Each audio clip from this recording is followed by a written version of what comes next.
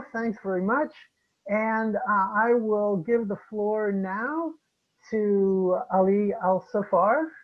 And over to you, Ali. Okay, thank you. Can everybody hear me today? I hope so. All right. I'm going to share the screen because I have a little information to share with everybody, some background about property taxes, so that we're hopefully all on the same page when we talk about this stuff. Let's see if I can get this to work. Let's see. Okay. Is it on the screen? Can you see my? It is. All right. Okay. Good enough. Okay. So, property taxes. Property taxes fund local government in Oak Park mostly. And this is a little distribution chart showing where all the money goes. And I'm going to give you a little more details about it. First of all, 63%, there we go. 63% of the money that is paid for local taxes in Oak Park goes to public schools. The Oak Park, the high school, as well as the elementary school, District 97. 90% of the tax bills go to Oak Park taxing districts. So if people think their taxes are really high, it is all going back locally to local governments to provide services here in town for the most part. The remaining 10% go to county and regional districts. And there's a key number in determining what your taxes are, and that's what I call the total tax levy for all districts serving Oak Park. That number changes every year. This year, the big number is $222 million, closer to 223 actually, okay? So that's the key number, and it's divided obviously by all the different taxing districts that you see on the screen. So now people often get confused about the role of the county assessor and the role of the local taxing districts and that sort of thing. The $223 million that are being levied in Oak Park this year, determined by decisions by local voters through referendums and through local government, the people they vote for, as well as state law. The Cook County Assessor cannot increase the total levy or decrease the total levy of any jurisdiction, including those in Oak Park. The county assessor job is to determine the value of each property, and that will allow him or them to determine the share of the total tax levy that each property has. So to give you an example, if you've got a property that comprises 1% of the taxable value of Oak Park, that property is going to pay 1% of that $223 million. Okay, so the county job is to determine your share of the tax burden. The local governments will determine the overall level of taxation in the community. So if we suddenly stop spending, cut the total spending in half from $220 to $111 million, everybody's tax bill would be cut in half, regardless of what would happen by the county assessor or anybody else. The county assessor would still determine each property's share, but based on a lower level of $111 million in that example. Okay, so I want to give a little bit of background because the last several years there have been some pretty significant tax increases, and I sort of traced that back to 2016. In that year, taxes went up by about 7.5%. A big part of the reason was in that year, you may remember back in 14 and 15, our high school reduced its tax levy by $10 million. In 16, they brought it back up to brought the $10 million back. In addition, our village government, the village hall, had a 8% increase. And every year there's some increases in taxes by local taxing districts, but the other districts had relatively modest tax increases, and the library actually had a small reduction. And because they were starting to pay off their bonds for the building of the library, main library building 15 or 16 years ago. So anyway, you add it all together and it's a 7.5% increase. Now, I didn't hear a lot of noise back in 16 about taxes, but starting in 17 I did, and that's because in 17 the taxes went up about 12.5%. Why is that? The big reason is in that year, District 97 had a successful referendum. So the district's revenue went up 26% as a result of that referendum. And that wasn't all. Village government had a big increase that year also. You may know, and I'll talk about it a little bit later, but District 97, the high school, the park district, the township, they all, when they want to have big tax increases, they have to go to referendum. Village government is what they call home rule, and so a referendum is not required when a non-home rule entity like the village wants a larger tax increase. So again, in 17, the other local governments had a modest tax increases. The library actually had a decrease of 10% due to the retirement of construction bonds from the main library.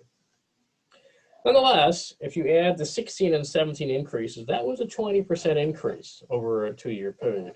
Now then I started hearing more complaints and concerns about the level of taxation. 20% in 2 years is a pretty significant number. Then we came to 2018, and taxes are paid a year behind. So in 2017, we had a reassessment, and that reassessment hit tax bills in 2018. So in that year, the tax levies by local governments didn't go up by very much in 2018, only 1.4%. But in a reassessment, each property's share of the tax burden can change, and sometimes it can increase. And so about 1 out of every 4 homeowners in 2018 saw double-digit tax increases due to the reassessment, which basically means a lot of people had 30% tax increases over a 3-year period. And so we really got into a sort of a pickle in Oak Park at that point. A lot of people started talking about selling, moving, wondering if they could continue to afford to live in Oak Park because of the level of taxation. It became a pretty serious concern for a lot of homeowners. And so come 2019, in my office, we saw a record number of appeals in 2019. 2019 was not a reassessment year. We have a 3-year reassessment cycle. You get reassessed in 17, and then we have fewer appeals in 18 and fewer still in 19. But not so in this year, 2019. It was the 3rd year of a reassessment cycle. But because we had had so many tax increases of such volume, a lot of people were trying to do something, anything, often just to be able to stay in their homes and stay in the community. So 2019, we had an increase in the tax levies of only 1%, which was a needed pause in the tax increase that we had had in prior years. Now, that's a pretty small levy increase overall. The reason is because there was a special state aid program that benefited the high school, but required the high school to lower its tax levy. And so it had about a 7% decrease. And, the high school's decrease combined with the increases of all the other taxing districts resulted in a 1% increase overall. People can handle 1% increases, I've found. It's the 7, 8, 9, 10% increases that really cause difficulty. So I'm going to do a little summary of 2013 to 19 and then talk about some about the TIF districts that happened, the tax increment finance districts that expired in 2020. So, but to go 13 to 19, we had the Park District increase its levy by 13%, and the township by a little bit more, 13.8%. And how could these two agencies do that? It's because of state law that limits tax increases to the rate of inflation. It's called the tax cap law. So, one of the questions is how can we have tax increases? I told you it's a function of decisions of voters, local governments, and state law. So this is a limitation on tax increases passed by Springfield. Then in that same time period, District 97 had a 31% increase. Now that's well above the rate of inflation, but state law has an exception to the tax cap law, which says that law can be overridden if voters approve it through a referendum. That's exactly what happened in 2017 at D97. The high school, as I mentioned before, had a decrease. For a couple of years, they were lowering their tax levy. They raised it, and then they lowered it again when they got that special state aid program. So over that time period, there was actually a decrease in the high school's tax levies. And then there's the village. As I mentioned before, there are no limitations under state law on village tax increases, and we had some pretty big ones that year. 48%, which comes as a surprise to some people because it's actually larger than District 97 that had a referendum. The referendum tends to bring attention to tax matters, whereas if you don't have to do one, there's less public attention to it. At the same time, the village had this 48% increase. The library had just a 3% increase, 2.9%. Now, both the village and the library are not subject to tax caps. So from a point of view of a taxpayer, the bad thing about that is there's no limit on increases. The good thing is sometimes if you're under tax caps, you have kind of a use it or lose it thing. If you don't get the money this year, you could never recover it again. That sort of use it or lose it mentality doesn't exist in a non-tax cap entity. In addition to which, as I said, the library retired some bonds, which helped reduce its levies during that period. Okay, so that's 2013 to 2019. 2020, the key thing is the TIFs expiring in Oak Park. Now, what is a TIF? A TIF stands for, it's not an argument, not a spat with a neighbor. A TIF in tax policy is a tax increment financing district, or we just call it TIF for short. The purpose of a TIF is to promote economic development within that particular district. Now, in Oak Park, we had two TIFs, one in downtown Oak Park and one along Madison Street. And if you lived in Oak Park for a long time, you've known there used to be a mall downtown Oak Park, and that was removed. Well, how was that paid for? By the TIF. And Marion Street has those nice bricks. Remember all those things? Paid for by the TIF. There have been also a lot of specific development projects that have had some help in financing by the TIF. The TIF will sometimes clean up, blighted properties that have environmental contamination and that sort of thing. So over a long period of time, a lot of money was put into the downtown area through Oak Park's TIFs. But those TIFs have a limited lifespan, and they both expired in 2020. But during the life of those TIFs, all revenue from growth within the district stayed in that district to help pay the expenses of the developments that were being done there.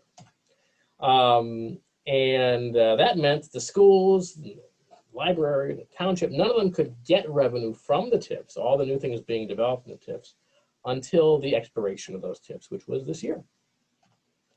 Now, this year, suddenly those new properties come on the tax rolls, and that creates a larger tax base. This year, the new revenue was $18 million coming from TIF expiration. It's a pretty significant amount of money when you look at the total amount spent in Oak Park.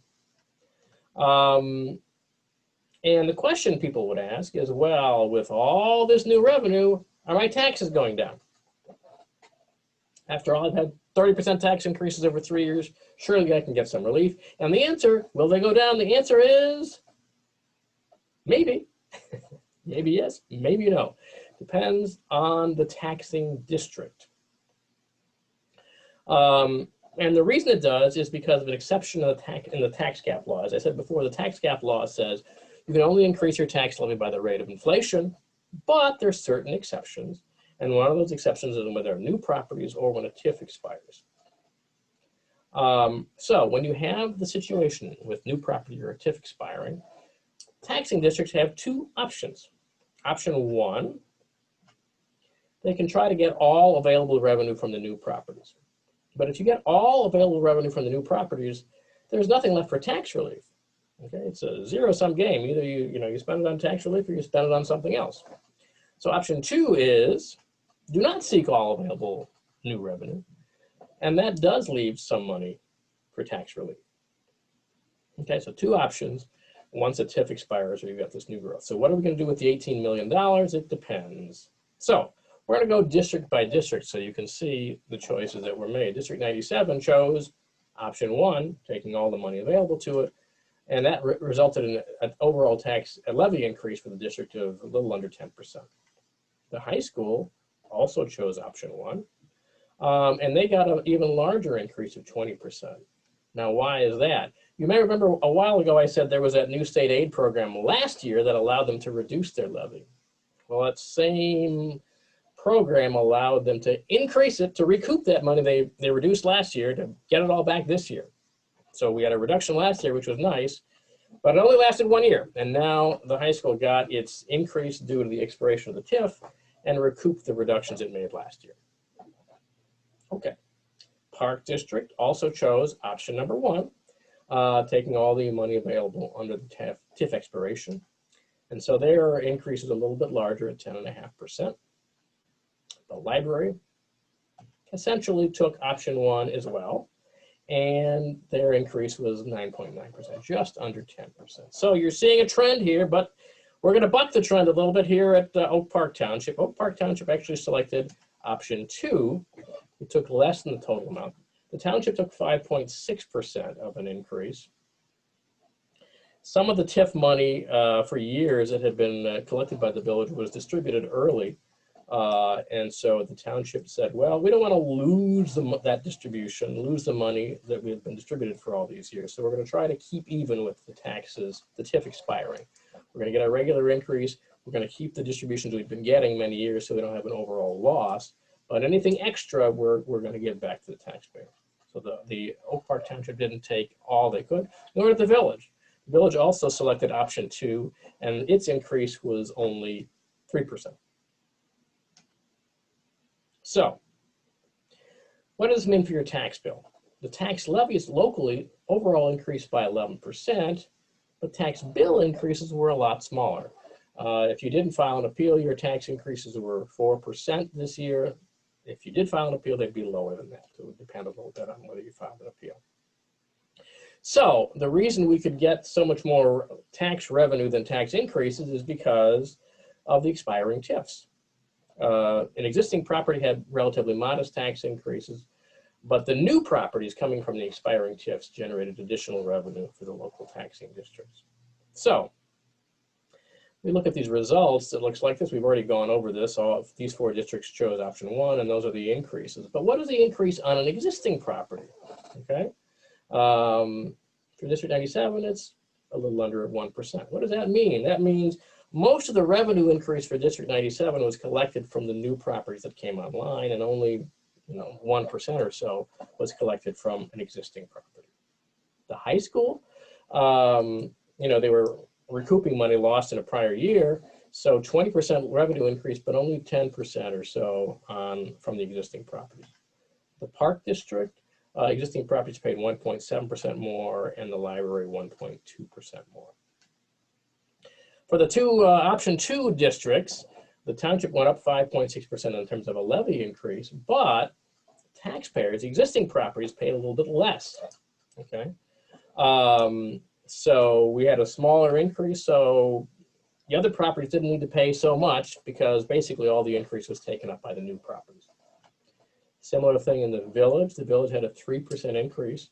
So when you calculate all the new properties, all the new revenue from new properties that they got, the existing properties paid 5% less. Now, the net of all this is a tax increase because more districts and larger districts had increases and not decreases. In the end, the question, whether you take option 1 or option 2 is really a question of what's more important to the local taxing district, services or tax relief. With $18 million in new revenue, you could take all your share of that $18 million. And what does that mean? That means you can get an increase in revenue of more than 10% without a 10% tax increase, right? Existing property has smaller tax increases than that. That's option 1. Option 2 is basically, you maintain your revenue for existing services and provide some tax relief for existing properties. The only thing I would say is, and I'm going to leave it right here in terms of my presentation, except to say that if people are concerned about the level of property taxation in Oak Park, it is primarily driven by spending decisions by local governments. And I don't see local governments reducing their tax levy. So the best chance to really provide any kind of tax relief would have been this year when there was this extra money which could have been used for relief. I think most of the districts opted not to do that for reasons involving what they thought was important in terms of services provided. But it did have the impact, I think, of a lost opportunity, I think, for any kind of tax relief in general. So those are my opening comments. I think I've come in a minute and a half early, so I'm going to end it there.